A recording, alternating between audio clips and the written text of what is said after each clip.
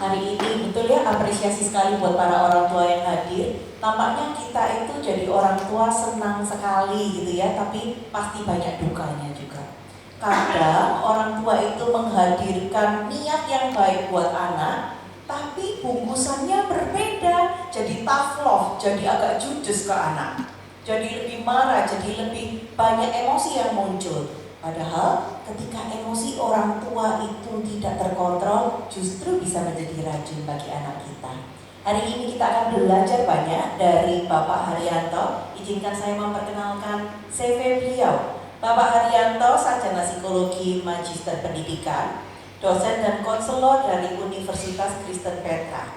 Jadi profil Bapak Haryanto ini punya 1 istri dan 2 anak ya Pak ya. Beliau adalah seorang dosen dan konselor, juga fasilitator bina pranikah di GKI Dasa, dan pembicara serta banyak acara yang piloto, camp keluarga, bina jemaat untuk relasi dan keluarga. Tidak berlama-lama lagi, saya sambut, silakan berikan tepuk tangan pada narasumber hari ini, Bapak Haryanto.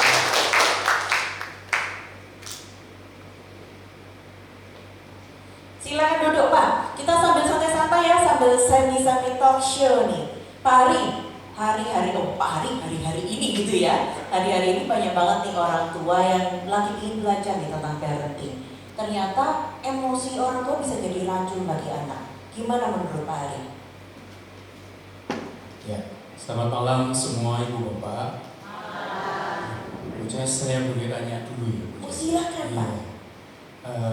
Ibu bapak, saya mau survei sebentar ya. Siapa dari antara ibu bapak yang usia pernikahannya di bawah 5 tahun?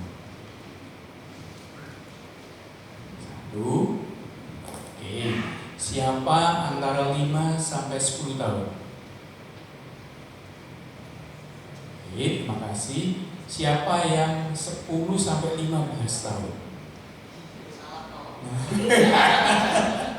Oke. Lalu siapa yang antara 15 sampai 20 tahun? Oh, oke. Siapa yang di atas 20 tahun?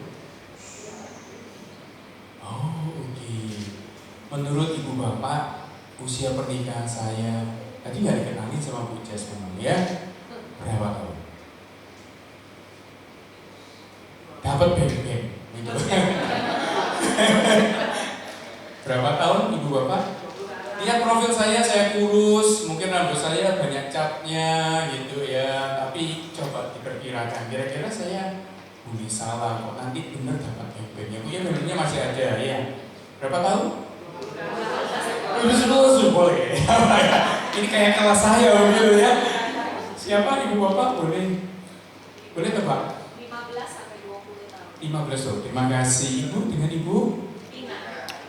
Oh, maaf ibu kurang tepat ya. Hampir tepat ya. Boleh? Di atas 20 tahun. Betul sekali. Kita beri aplaus ya. Jadi saya tahun ini akan memasuki ke 21, tanggal 27 nanti. Jadi dekat banget nih ya. Tapi terima kasih. Yang kedua saya mau tanya tentang putra putrinya, karena kita ngobrol tentang putra putri ya. Siapa yang masih memiliki putra dan putri di bawah 5 tahun? Oh, oke. 1, 2, oke. Yang antara 5 sampai 10 tahun? Oke. Lumayan banyak. 10 sampai 15 tahun? Oke. Sama ya, 15 sampai 20 tahun? Oke, yang di atas 20 tahun? Wah, yang Bapak Ibu mungkin sudah ada yang menikah begitu ya putra putrinya ya. Nah, pertanyaan saya kembalikan ke saya sekarang. Putri saya, anak saya usia yang paling tua umur berapa? Apa aja? 20 tahun. Jangan sampai 22 tahun ya Bu. Logika yang baik. Ya, jadi tahun depan dia akan 20 tahun. Wah, ibunya dapat 2 beng-beng. Oke, saya punya 2 anak. Nah, berarti pertanyaan saya, anak saya yang kedua usia berapa? 15, 16, 17, 10 tahun. 10, 5 tahun? Tidak, 9 tahun. bagi plus untuk kita semua ya, punya apa? Punya anak, berarti semuanya ini dianugerahi Tuhan anak ya. Amin ya. Oke, karena topik kita terkait dengan anak atau Bu Jessica, bagi saya juga kita merefleksi ya. Karena ada beberapa hal yang mungkin ya kita sebagai orang tua kalau memang belum dianugerahi anak, paling tidak kita belajar. Betul. Gitu ya. Jadi terima kasih Ibu Bapak. Jadi saya hadir waktu di kontak Bu Jessica. Saya menempatkan diri, saya tidak ingin menggurui karena saya sangat yakin Ibu Bapak lebih pintar dari saya. Karena Ibu Bapak punya pengalaman lebih banyak dari saya. Dan saya bukan orang yang paling tahu di sini. Jadi saya men-sharingkan apa yang saya tahu dan saya rasakan. Ya, jadi saya lebih bersuka sharing, biarlah sharing yang nanti ngobrol sama Bu Jessica memberkati. Oke, kembali ke pertanyaannya Bu Jessica ya. Jadi judul ini sebenarnya bagi saya menarik karena satu sisi tadi dari permainan Bu Evelyn tadi ada yang suaranya menggelegar, ada kalau nangis kelihatan sama anaknya, paling ditakuti siapa gitu ya. Sebenarnya ketika saya mendapat satu topik tentang emosi ini, hal yang pertama kali muncul di dalam benak saya Bu Jessica, sebenarnya emosi itu netral ya. Kita kan boleh nangis ya, boleh sedih ya Ibu Bapak ya, betul ya. Boleh marah nggak? Tuhan aja marah kan gitu ya. Tapi boleh senang juga nggak? Nah berarti ketika dikatakan emosi orang tua menjadi racun, berarti bisa yang sangat senang atau sangat marah atau yang seperti apa bisa jadi racun. Nah kemarin saya sempat tanya sama satu rekan yang jurusan itu kimia sama biologi. Saya tanya, satu emosi itu, yang satunya racun. Saya tanya begini, apa sih maksudnya racun itu? Saya tanya, intinya begini, racun itu selalu tujuannya adalah untuk mencelakakan orang lain. Kalau ke diri sendiri dia nggak sengaja, betul ya, keracunan namanya. Tapi kalau diberikan ke orang lain, namanya kita meracuni orang. Jadi berarti ini kita secara tidak sadar kita memberikan sesuatu yang berbahaya kepada anak. Dan saya tanya lagi, tujuannya apa? Selalu mencelakakan. Ujungnya apa? Kalau tidak membawa kematian, berarti perlahan-lahan dia pasti salah. Betul ya Ibu Bapak ya? Dosis seperti apa yang bisa membuat orang mati? Langsung satu kali banyak, tubuh nggak bisa mengatasi. Tapi kalau sedikit demi sedikit, reaksi tubuh itu sebenarnya wajar. Langsung bisa antisipasi apa? Muntah katanya rekan saya itu, atau mohon maaf melalui pup. Itu mekanisme tubuh kita. Tapi pertanyaan saya, kalau pelan-pelan sedikit apa yang terjadi? Perlahan-lahan tapi pasti suatu saat akan muncul. Dan kalau sudah muncul, akibatnya fatal, tidak bisa diperbaiki lagi. Nah, berbicara tentang ini berarti menarik. Emosi seperti apa yang akhirnya bisa mencelakakan anak? Jadi konteksnya itu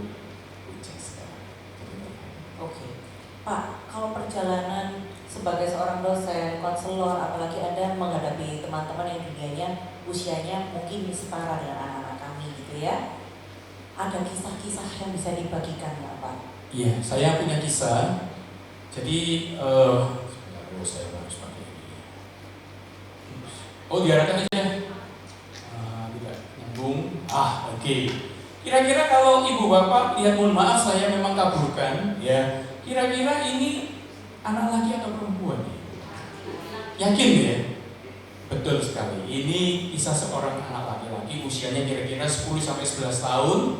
Saya menceritakan terkait dengan topik kita. Jadi satu kisah yang ada di dalam kisah hidup anak ini. Jadi anak ini kira-kira usia 10-11 tahun, kira-kira antara kelas 4 sampai kelas 5 atau 6 gitu ya. Di zaman itu anak ini bermain yang namanya kolas. Tahu ya kolas ya, Ibu Bapak ya. Kalau sekarang itu kolas itu apa? Waduh, ini kelihatannya generasinya memang tua banget saya ya. Kolas itu semacam undian. Ya, main bingo-bingoan, namanya pakai kartu begitu ya. Dan namanya anak-anak, kita bermain, tidak ada taruhan, kita cuma bersenang-senang, tebak-tebakan, siapa yang menang gitu ya, namanya bingo-bingoan. tuanya. Jadi itu kolase, tidak menggunakan uang. Tapi kejadian itu diingat baik oleh anak laki-laki ini. Ketika dia bermain, dia dipanggil papanya, disuruh pulang, dan papanya memukul dia. Dan papanya ini memukulnya bukan dengan tangan, ya, tapi dia menggunakan alat. Alatnya itu sabuk. Kalau orang dulu sabuknya itu bukan sabuk kayak punya kita itu ya, Bapak ya, dari plastik atau apa. Tapi sabuknya yang tebal dari kulit ya. Kalau dulu potong rambut itu yang untuk mempertajam cukur ya, ingat ya masa-masa itu. Tapi kalau dia nggak nemu, papanya nggak nemu, dia pakai gagangnya sapu hijau, bukan sapu lidi ya, sapu hijau. Jadi anak ini dipukul karena dianggap dia berjudi. Jadi anak ini mengalami satu kekerasan fisik dan juga kekerasan verbal di sana. Tapi yang saya mau tekankan adalah apa emosi yang terjadi pada anak ini. Jadi kejadian itu cukup unik karena ketika dipukul, anak ini mengingat sekali bahwa ketika dipukul, ketika dia menahan rasa sakit, papanya nggak berhenti memukul. Pukul terus sampai anak itu menangis. Jadi ada luka-luka, ada tanda petik, ada dia tahu sendiri kalau dipukul. Jadi itu luka, dia bingung. Satu sisi dia melakukan kesalahan apa, cuma mainan seperti itu kok marahnya papanya itu seperti itu. Dan uniknya anak ini juga merasa ketika dia sudah mulai menangis, dia tetap dipukul. Paham ya? Apa yang terjadi? Anak ini mengalami satu kebingungan emosi yang sangat dalam. Karena ketika dipukul dia nangis, dipukul nggak nangis, dipukul pikirnya gitu, kapok ini gitu ya. Menangkapnya begitu, si anak ini menangkap begitu, aku padahal menahan sakitnya gitu ya. Tapi ternyata dia panik. Tapi begitu menangis dipukul lagi, suruh dia diam kamu, nggak bisa dipukul terus. Coba rasakan apa yang dipikirkan oleh anak ini. Diam, salah. Nangis salah. Betul ya? Semua serba salah ya Pak? Semua serba salah. Jadi dan sakit anak ini bukan hanya itu, karena begini. Ternyata sebenarnya anak ini mengapa merasa tidak terima tapi nggak bisa ngapa-ngapain karena dia kan masih kecil. Dia nggak mungkin melawan papa mamanya yang begitu strong, papanya yang begitu strong. Cuma dia ingat satu hal, papanya ini sudah berjudi. Tahu nggak kebingungan si anak ini? Kamu sendiri berjudi, pakai uang lagi. Sering saya panggil.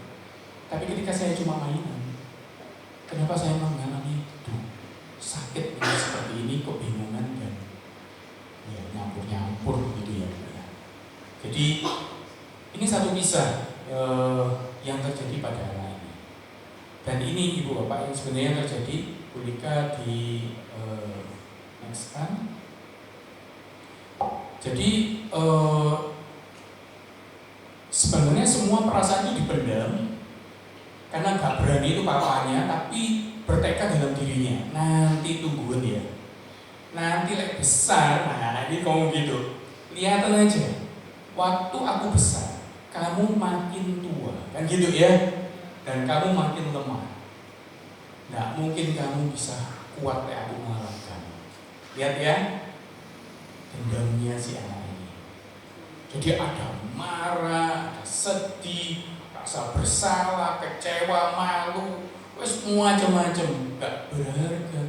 Tapi menurut saya itu perasaan semuanya gak kelihatan oleh anak ini. Dia gak menunjukkan pada bapaknya, karena reaksi bapaknya seperti itu.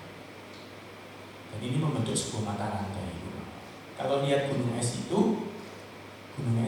kelihatan ujungnya. Kalau lihat film Titanic ya, nubruknya bukan karena kelihatan besar, kecil ditubruk, hancur kapalnya.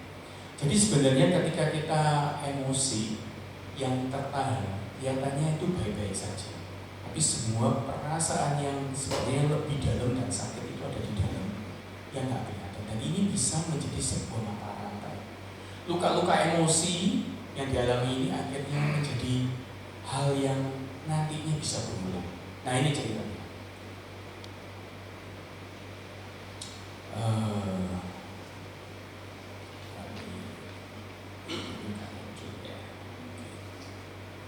Jadi bolehkah dilanjutkan? Nah, ini saya tulis luka emosi masa anak muncul dalam gaya parenting. Ibu bapak lihat itu siapa? Bisa kelihatan kan? Itu mukanya Pak Hari. Oh iya, bukan saya. Ya, itu anak saya yang nomor 1 yang kanan. Jadi bukan anak saya yang putih ya, yang kanan sendiri anak saya. Yang kedua itu yang kecil. Laki-laki itu adalah saya, ibu bapak. Ya, jadi saya menyadari banget Bu Jessica pada waktu saya remaja dan pemuda, saya nggak ada dampak apapun itu.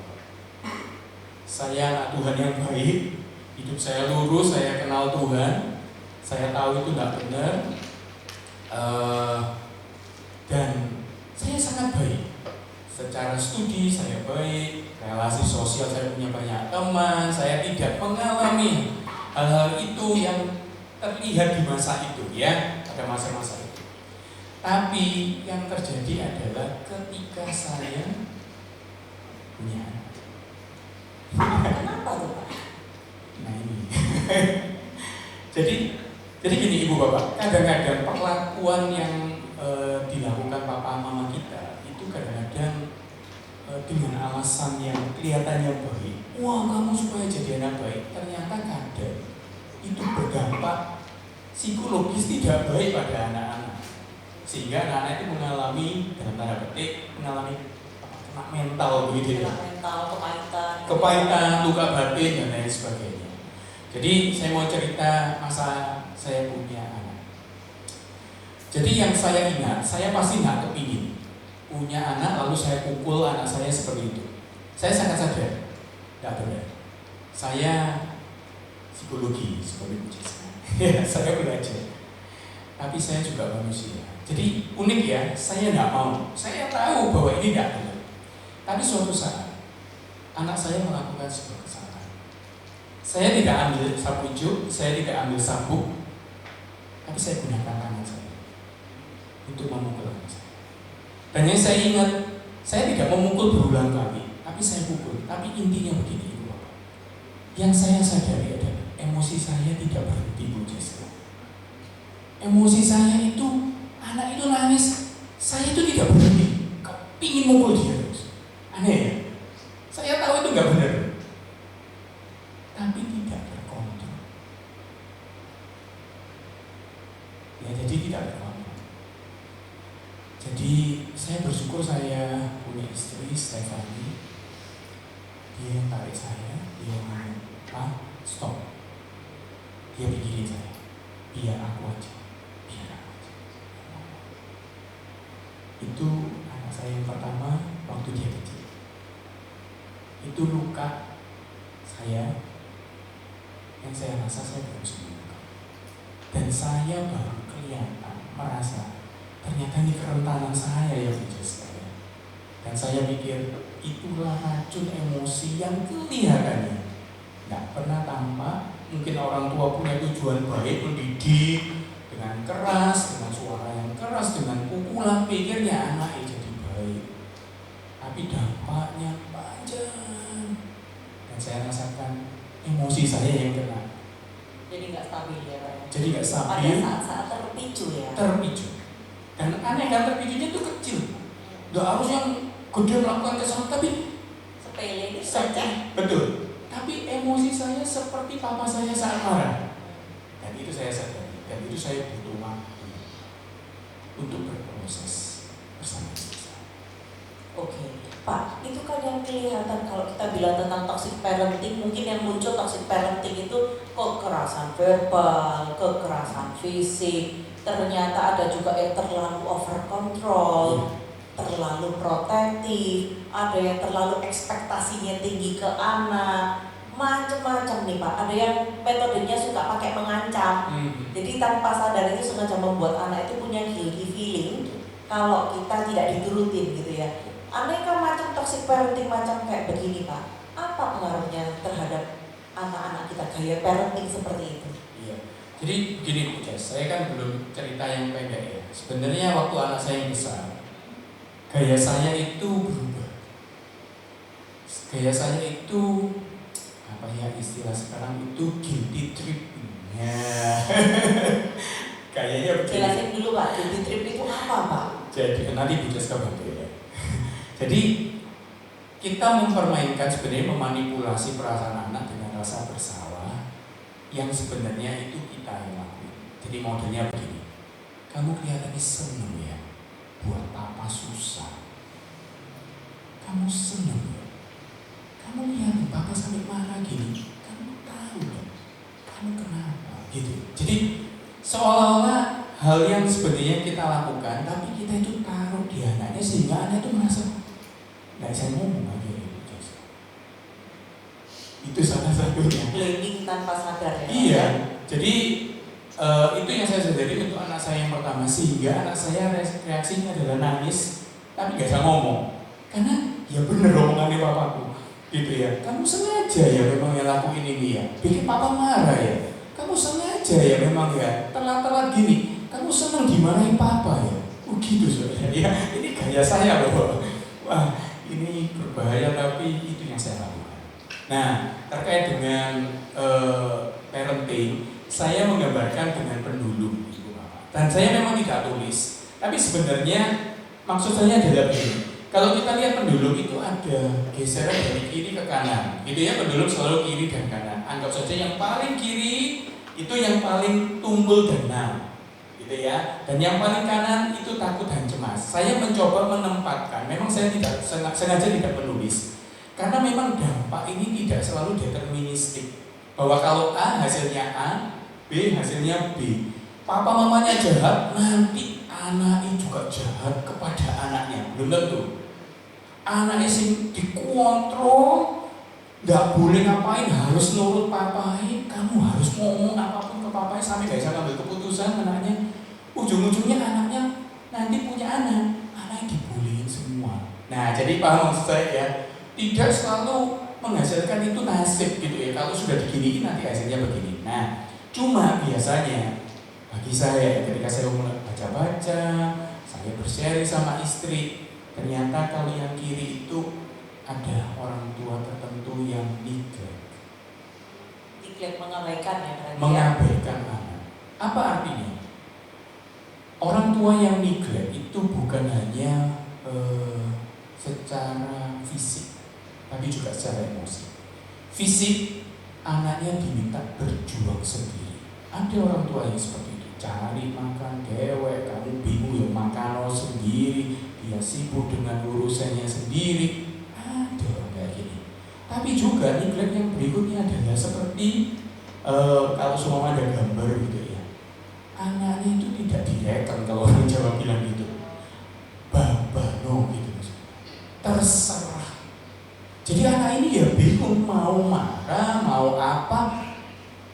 Sudah, aku nggak mau tahu. Jadi papa mamanya sibuk dan nggak mau tahu. Handphone sendiri, anaknya nangis dibiarin, anaknya waktu kecil mungkin ngompol apa nggak diurus. Nah dampak ini kan nggak kelihatan sebenarnya anak-anak ini. Tapi yang saya lihat bisa jadi anak-anak yang tumbuh dengan gaya parenting yang seperti ini, waktu besar bisa jadi dia 6 itu flat emotion gitu kan? Emotion yang seperti itu flat. Nah saya temui di kelas saya ibu. Di kelas saya itu unik guys. Anak-anak sekarang ya mungkin karena pengaruh pandemi juga. Kalau saya tanya, siapa yang mau kasih pendapat? Matanya lihat saya dulu bapak. Bukan nantangan ya Pak? Nggak nantang. Lu lihat, nggak baca handphone karena saya sudah larang. Tapi kata saya, siapa yang setuju? Bayangin ibu bapak, jadi dosen gimana? Kalau jadi orang tua, marah bisa jadi. Kamu nggak hormat ya sama papa.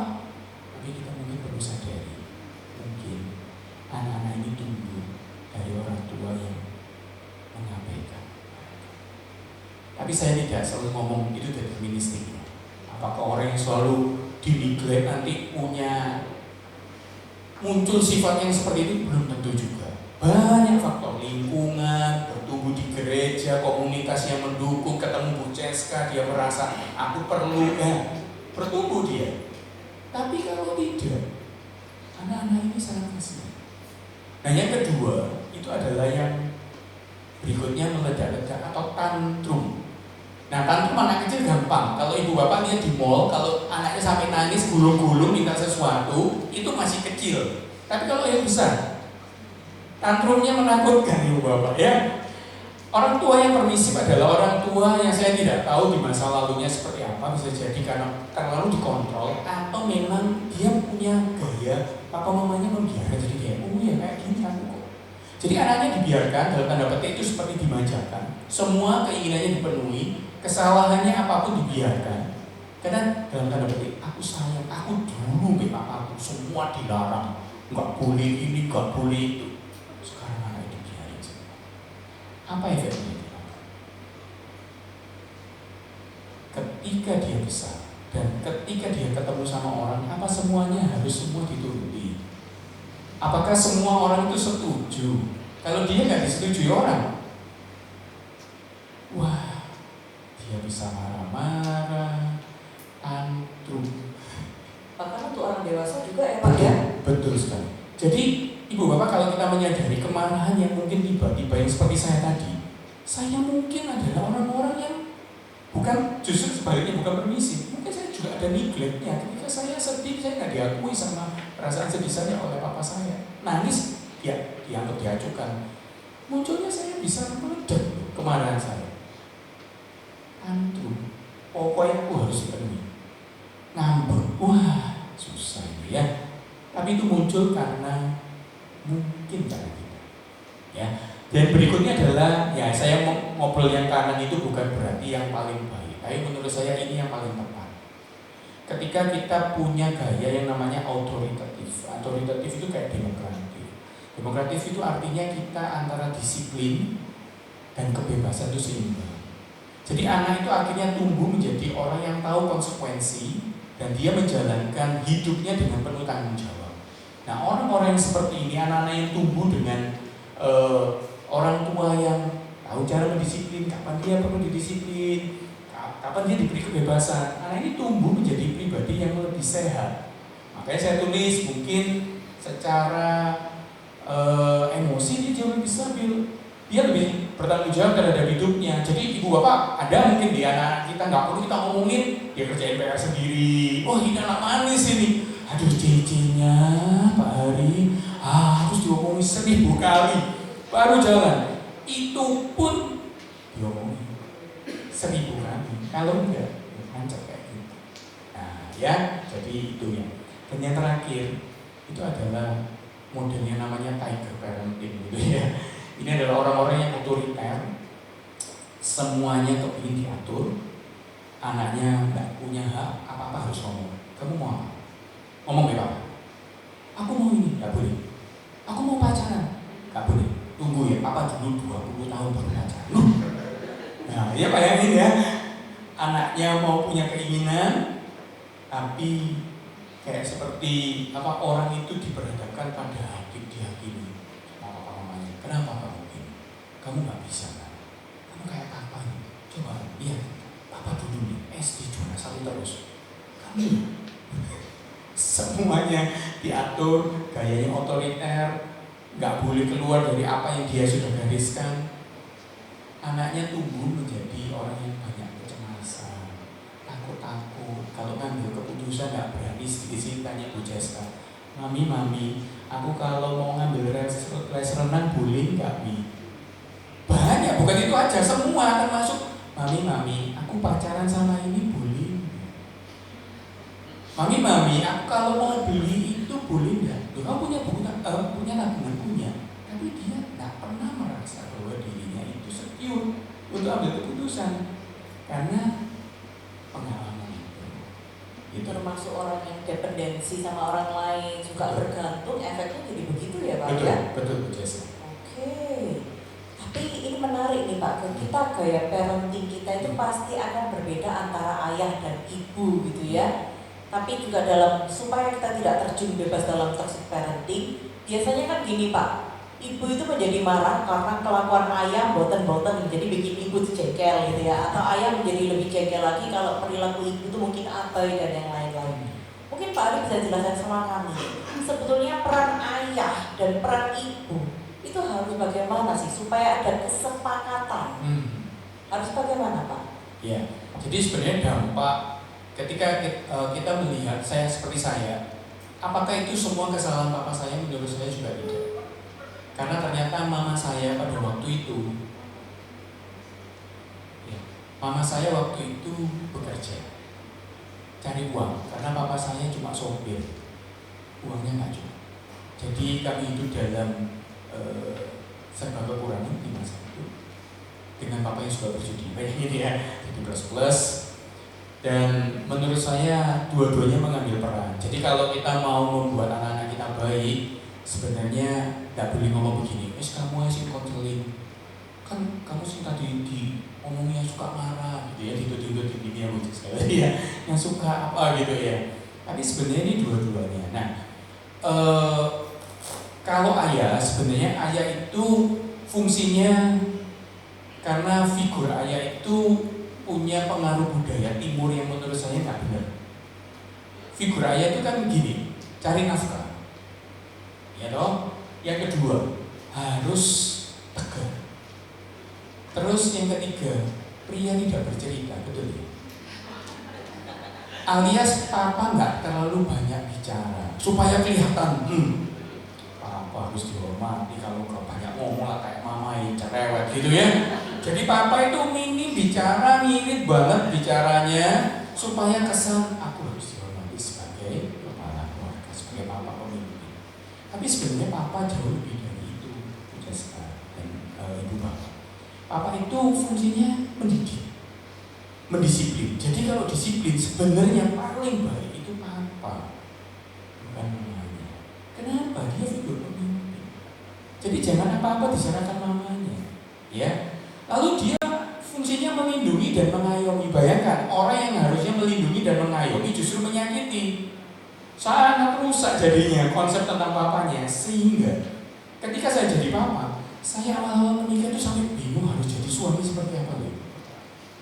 Karena I don't have a good figure of my father. Saya nggak tahu. Saya kalau ketemuan kampung bingung saya harus ngomong apa. Saya bingung. Saya harus bertindak apa kalau seperti hal ini terjadi? Saya nggak tahu. Karena papa saya nggak pernah ada melakukan ini. Lalu meneguhkan. Jadi kalau anaknya melakukan hal yang baik, good. Kamu sudah melakukan yang baik. Kamu sudah jadi anak Tuhan. Kamu sudah menolong mamamu melakukan ini. Teguhkan, ya. Lalu yang terakhir sebenarnya ini yang paling penting Bu Jessica. Sebenarnya ayah itu yang membentuk identitas, kepercayaan diri dan jadi role model. Terutama bagi anak perempuan sebenarnya. Anak perempuan yang diasuh oleh papa yang oke, ya, yang hadir, yang namanya mindful parenting, dia hadir, main bareng, belajar bareng, yang ngajari papanya, storytelling juga papanya yang nemenin, ya. Maka anak-anak perempuan yang tumbuh bersama papa yang hadir seperti ini menjadi anak-anak yang jauh lebih percaya diri, anak-anak yang juga tidak sedikit mengalami permasalahan pergaulan, biasanya sangat enjoy dengan orang lain, ya, dan juga akhirnya dia bisa mandiri. Ya sama dengan laki-laki tentu saja, tapi laki-laki bagi saya kalau punya papa yang baik, dia sangat bangga. Makanya kalau diminta terima rapor, jangan minta mamanya. Kalau main bola, dia kepingin papanya ikut. Kenapa? Karena kepingin papanya bangga. I'm something. Dan itu bapak memberi good job. Wah, itu seneng banget. Itu guys. Kalau papa, oh ya mama ya. Oke, saya mau pisahkan satu keluarga, ya. Dan ini sangat berlawanan dengan apa yang saya ceritakan. Kita perlu belajar dari Daud. Kalau ibu bapak tahu drama Korea, ya, dan drama Cina, gitu ya, kisah Daud itu boleh ditarik mundur itu seperti dracin dan drakor saat ini. Kok bisa Pak? Iya. Saya membuat drakor. Suka ya Bu ya. Jadi keluarga Daud itu unik. Dia adalah satu-satunya orang yang diberitahu Tuhan orang yang dekat. Dia itu. Betul ya? Tapi dia, kalau ibu bapak lihat sejarah kehidupan keluarganya, maka kita bisa belajar bahwa keluarganya tidak oke-oke. Tidak oke-oke. Ya. Kita tahu ada kisah Absalom. Absalom membunuh siapa, ibu bapak? Iya, membunuh Amnon. Karena Amnon memperkosa. Nah, dia berarti punya banyak istri. Betul ya? Satu itu. Terus Absalom berikutnya apa, ibu bapak? Memberontak. Betul ya? Dibiarin sama papanya. Terus ada satu anak lagi, Adonai. Adonai itu dirikan mau menjadikan dirinya raja, tapi Alkitab jelas menulis raja dia. Jadi bukan cuma marah Bu Ceska, emosi, silent treatment itu juga racun. Karena silent treatment kadang-kadang kita perlakukan membuat orang itu bersalah. Kok salah ya? Kok Bu Ceska kok diem terus ya? Seolah-olah kita ini aku ada yang salah. Gitu loh ibu bapak ya diemin gitu. Saya pernah melakukan ini pada istri saya, Ibu Ceska. Sama Pak, apalagi kalau saya ditinggal badminton. Biasa aja Pak ya. Oke. Nah, ini yang menarik Ibu Bapak. Apa yang terjadi di kisah hidup Daud di ujungnya? Ya, Daud dikatakan oleh Nabi Nathan, seingat saya, ketika dia mengambil kebun anggurnya siapa? Nabot ya. Pedang tidak akan lepas dari keluarga. Dan mereka saling bunuh-membunuh, termasuk Salomo ketika punya kekuasaan jadi raja, semua dibunuh Ibu Bapak. Semua dibunuh. Dan akhir kisah Daud tidak seperti indah pada akhirnya, happy end. Di ujung dia mau mati, Salomo menyediakan seorang gadis perempuan cantik untuk menjaga. Jadi bukan oleh orang-orang yang dicintai dan mencintai dia.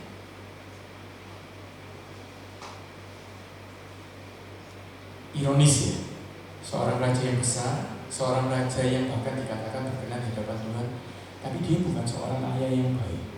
Satu hal yang dicatat oleh Alkitab, dia tidak pernah menegur anaknya.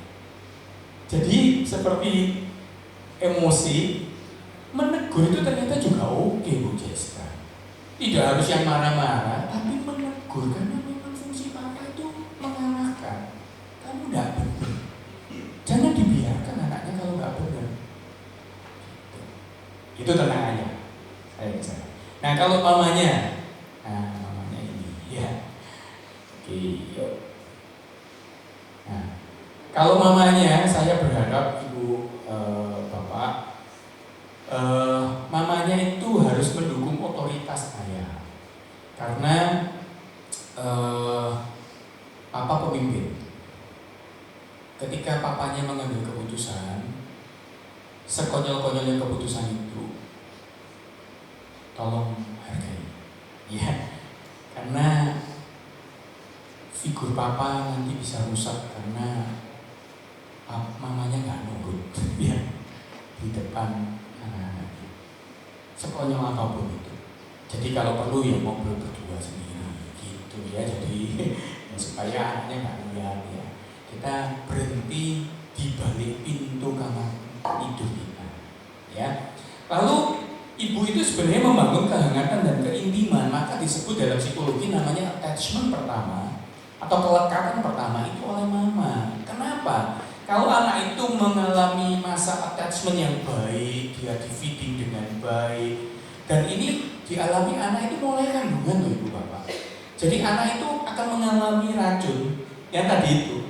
ketika mamanya juga mengalami kondisi emosi yang nggak baik, terutama untuk pasangan-pasangan muda yang lagi berjuang cari duit, mau cari rumah, harus kadang-kadang harus tinggal di PMI, pondok mertua indah, belum tentu. Dan saya selalu, ini saya selalu meyakini ya, ratu sama permaisuri itu kadang jarak akur ya.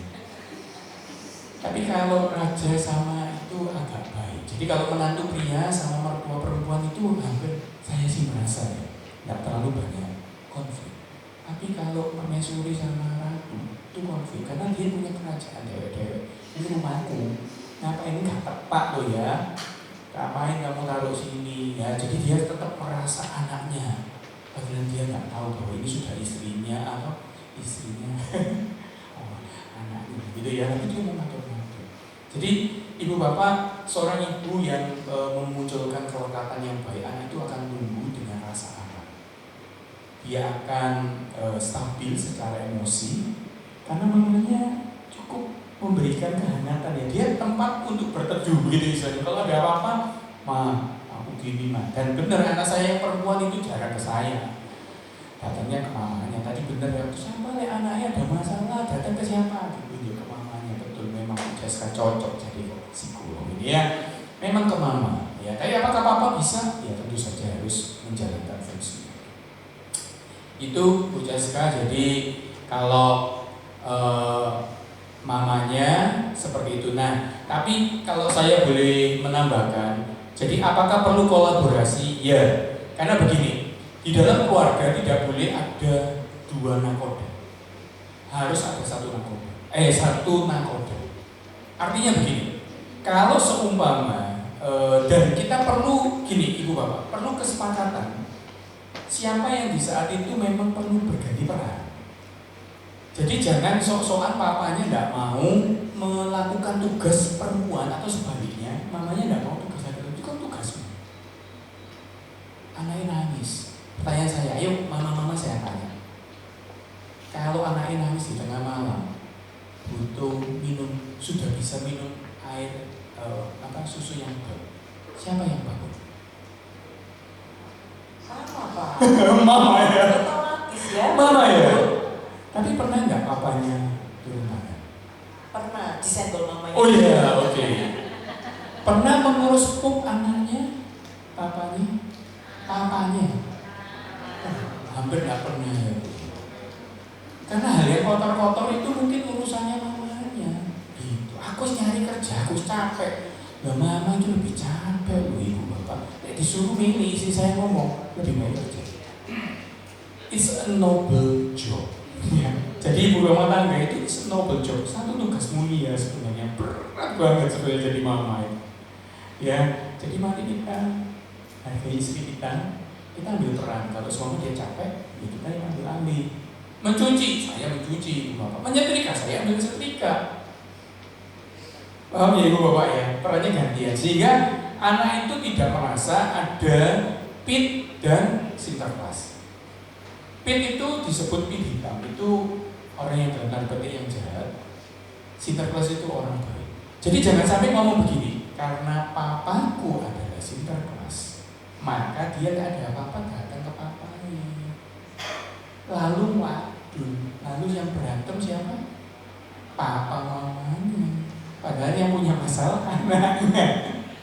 Nah, pertengkaran itu lalu dirayakan oleh si anak.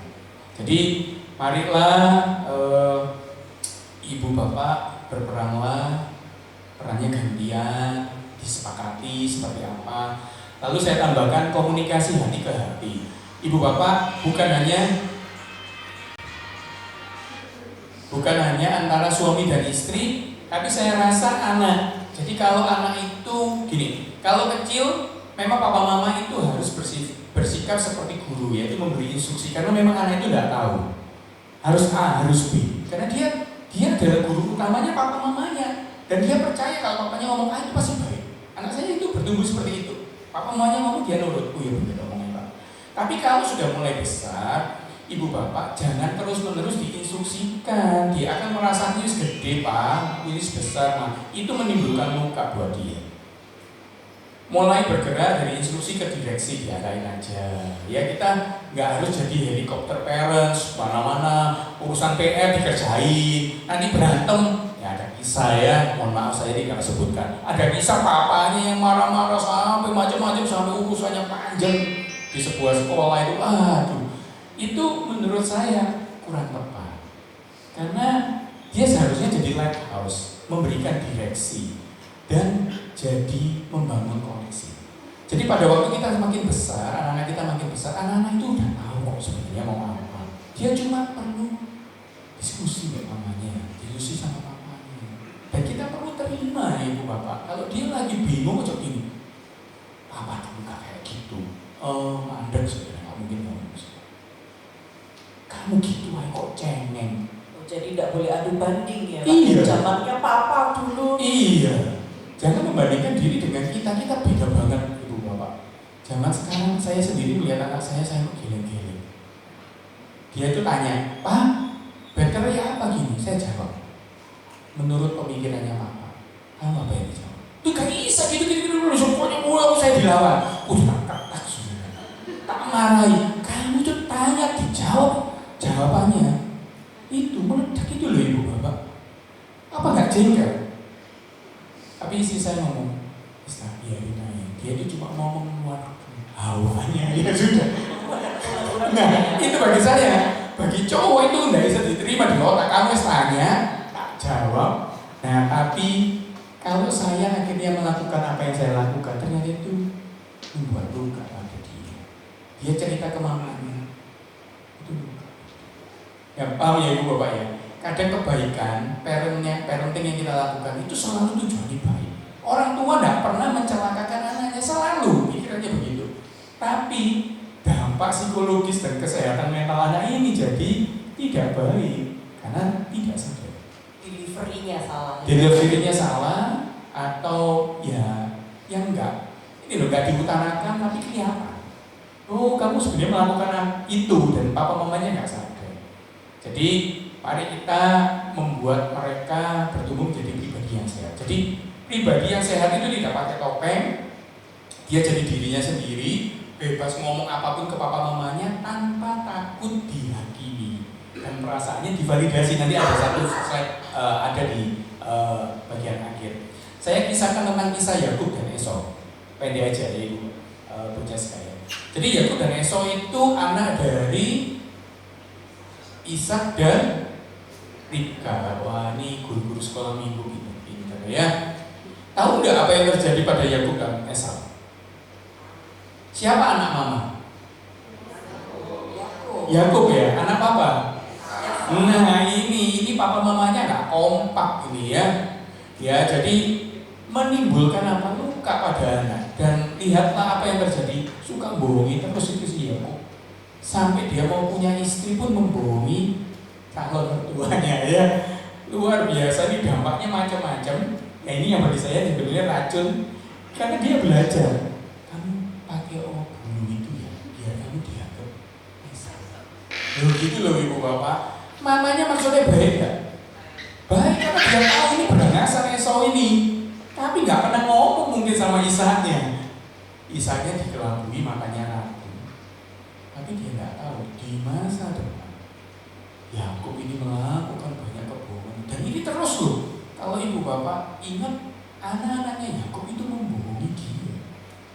Pada waktu Yusuf dimasukkan ke dalam sumur menyembelih korban, ngomong ini Yusuf. Jadi beruntun, mata rantainya nggak berhenti. Ini racun emosi yang menurut saya nggak kelihatan bentuknya, bisa macam-macam. Nah itu kisah dari Alkitab yang kita perlu belajar bahwa jadi orang tua, yuk kita kerjasama. Nggak ada yang paling pintar, nggak ada yang lebih hebat. Tapi kita perlu rendah hati, kita perlu gantian perannya, ya supaya akhirnya anak itu nyaman dengan kita. Nanti jadi pribadi yang sehat. Nah pribadi yang sehat itu ibu bapak seperti gambar ini. Ya, jadi gambar ini menceritakan kalau seorang pribadi sehat itu artinya dia nggak pakai topeng, dia pede, dia punya resilient yang baik. Resilient itu dia punya masalah, dia sedih, tadi dia pakai lagi. Nah ini perlu dilatih. dengan mama papa yang baik. Nah, kalau pribadinya sehat, saya berharap dan saya percaya dia akan bisa membangun relasi yang sehat. Jadi dua orang yang sehat itu pasti sehat relasinya. Dan dia penuh, bukan merasa kamu bisa memenuhi aku. Nah, ini nggak sehat. Sebenarnya kita harus saling penuh. Supaya apa? Kita jadi pribadi yang sehat, relasi kita sehat. Kita nggak gaslighting, ya. Kita nggak victim, victim atau blaming each other gitu ya. Lalu membangun pernikahan yang sehat. Dan saya merasa masa-masa kita ini adalah masa-masa yang penuh dengan tantangan. Dan saya melihat, saya nggak tahu kasus yang Bu Jessica alami, saya bisa katakan mungkin kita ini adalah produk dari pernikahan yang tidak sehat. Makanya kita keluar seperti ini. Ya, model-model seperti saya begini. Saya menyadari mungkin sebagian besar kita kalau ngomong apakah pernikahan papa mamanya sehat, mungkin enggak. Ya, tapi ya puji Tuhan, kalau ibu bapak sampai hadir di sini, Bu Jessica bersama Pak Adi memiliki anak-anak yang baik, itu anugerah.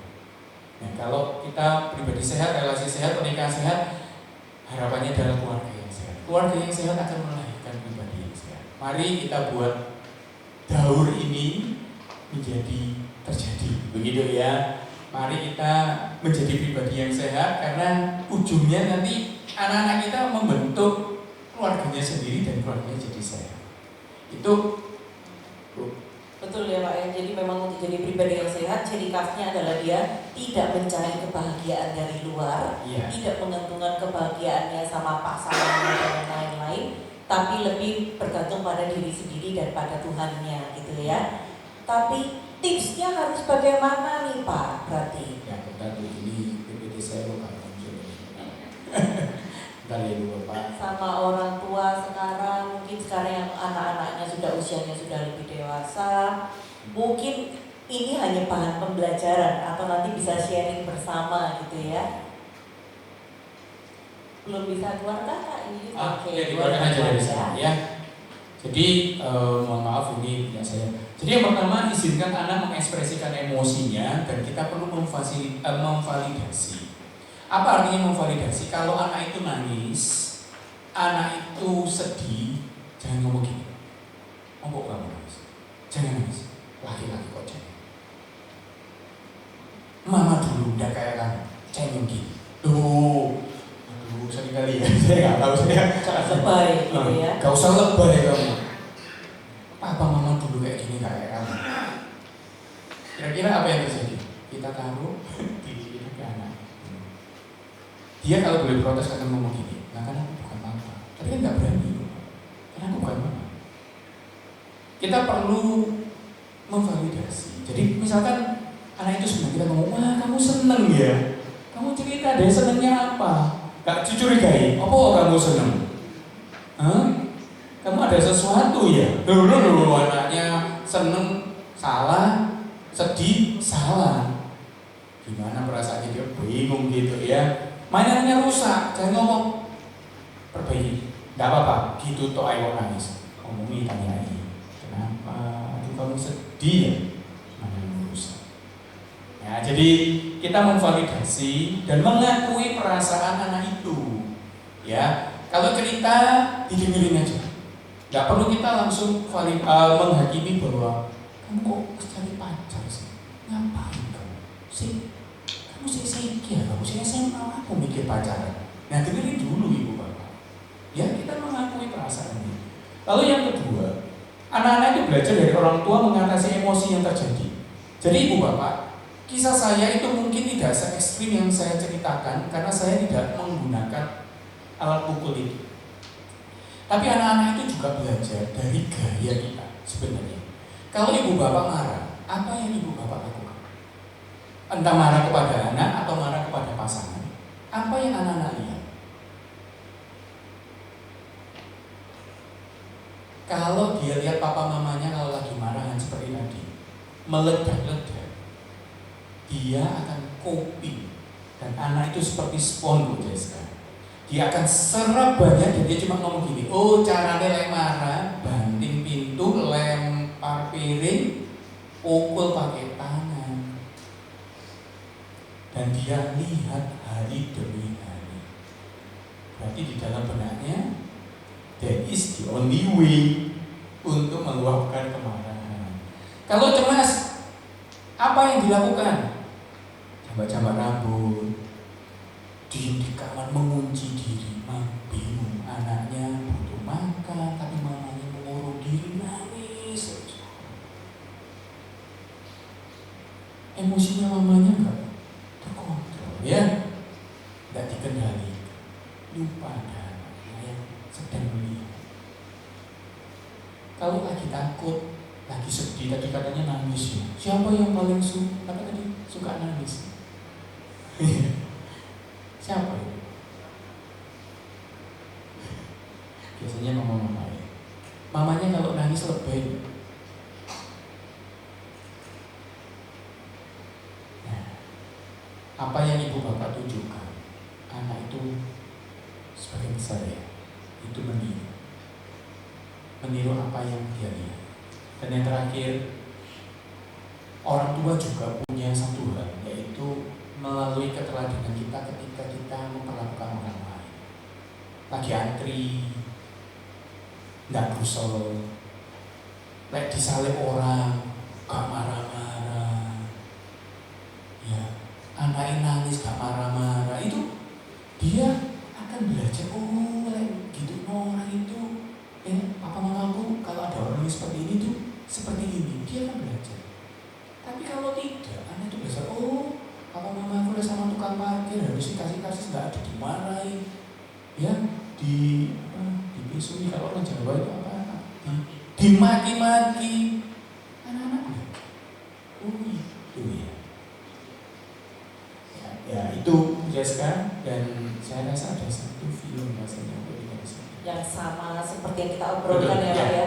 Filmnya menarik banget Bapak Ibu, mohon disaksikan. Kita bisa lihat. Ini bukti kalau anak-anak itu betul-betul seperti sport.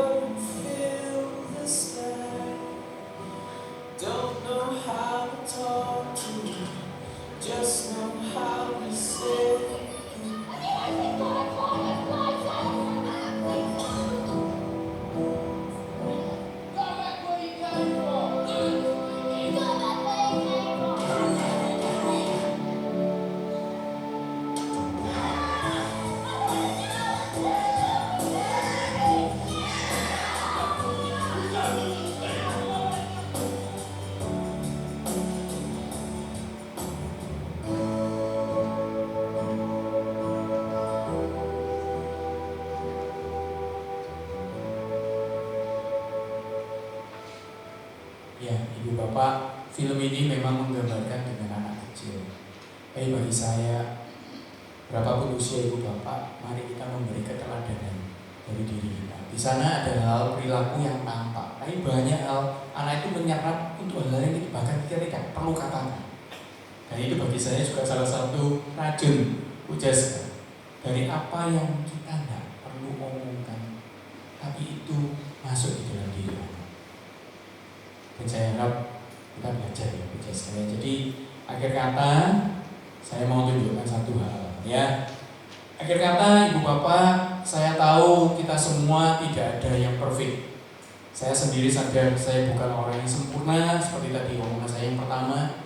Saya duduk di sini, Ibu Bapak sudah jauh lebih senior, lebih punya pengalaman. Tapi saya juga menyadari kuncinya cuma satu. Pertama harus aware. Orang yang sadar itu pasti mau belajar. Tapi kalau kita selalu merasa aku enggak salah, Berapapun usianya ya. berapapun usianya, kalau kita sadar, kita akan mau belajar.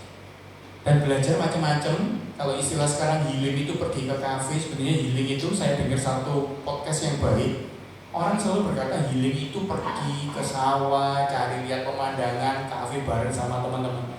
Enggak. Healing itu adalah ketika Ibu Bapak juga berusaha jadi orang tua yang baik. Itu proses healing Ibu Bapak terhadap inner child yang mungkin tidak terpenuhi di masa kita kecil. Inner child saya kan berarti perlu dikasihi, perlu dipahami, dan itu saya bawa sampai besar. kebutuhan saya yang tidak terpenuhi, saya bawa di besar. Tapi munculnya negatif.